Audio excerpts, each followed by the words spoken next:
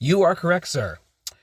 But you're also wrong. Your argument is their story isn't done, so it's not a plot hole. You're not listening to me. I didn't say Ezra or Sabine or Ahsoka's story is a plot hole. I said their stories create plot holes in the overall narrative of the Skywalker saga, particularly when it pertains to the second destruction of the Jedi. When you look at the Star Wars timeline, in the space of time in which all the episodes are taking place, 1 through 9, that is categorically the Skywalker saga.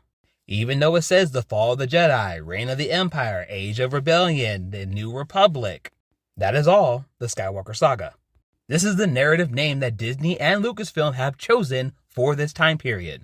And no, the drama between the Skywalkers does not include certain characters like the Bad Batch or Boba Fett or the Mandalorian because they are doing their own thing and their own thing does not intersect with the Skywalkers, except of course Luke saving and giving back Grogu. But when you are talking about the Jedi, you are dead wrong, sir.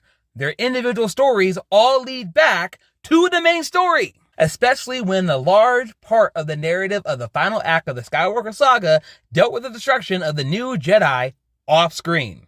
When The Force Awakens was released, we were made to believe the only Jedi that was still around is basically Luke. Since then, we have discovered that other Force users, Jedi or Sith adjacent, that are still running around after the fall of the Empire. Ventress, Ahsoka, Ezra, and technically Sabine and Jacen Syndulla.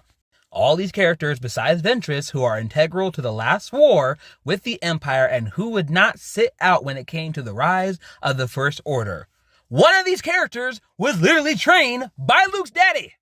That same character is also the reason Bail Organa had connections to the Ghost Crew and was able to help the rebellion stay connected. And as I have said in my other videos, yes, Ahsoka is now in another galaxy, so that means her story has pushed itself away from the main narrative because they are literally in another galaxy. But if she comes back, the same questions, the same holes in the story, holes in the plot would then appear. But as we know, Ezra is back, and he is a Jedi. We also know that Zeb and Hera are still working for the Republic, and Kanan's son is Force sensitive. Luke is a Jedi Grand Master. These characters would intersect. No matter how big the galaxy is, these characters run in similar circles for both the war effort and their Force capabilities. You're not going to tell me they would not intersect.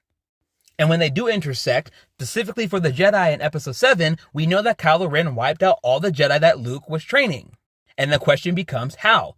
Because then all we can then at that point assume is that Luke was training them by themselves. Because if he wasn't training them by themselves, I'm sorry, Kylo was not beating Ezra.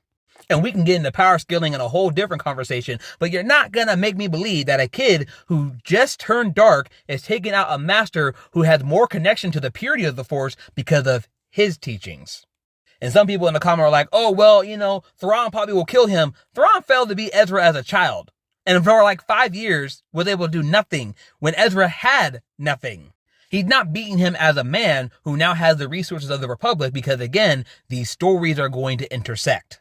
So yes, their story may not be finished, but the overall narrative in which they play a part of is. And so, currently right now, in the overall narrative, there is a hole in the plot.